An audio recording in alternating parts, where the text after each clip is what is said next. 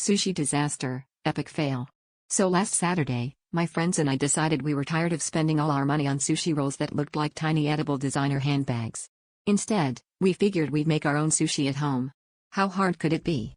Said my friend Brian, whose greatest culinary achievement to date was microwaving instant ramen without the bowl melting. We hit the grocery store and bought everything on a list we found on Sushi for Dummies, plus a bag of Cheetos because, as Brian said, for garnish.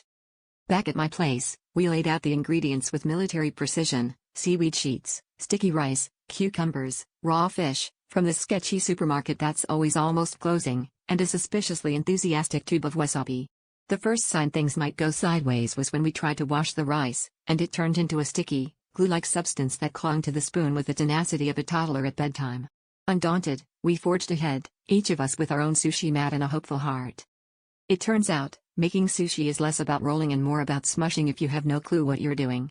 Our sushi rolls looked like they'd been constructed by a committee of blindfolded raccoons after a margarita night.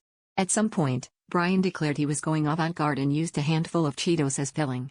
Meanwhile, my friend Jess created what can only be described as a rice-based interpretation of modern heartbreak, with fish fragments scattered like emotional baggage.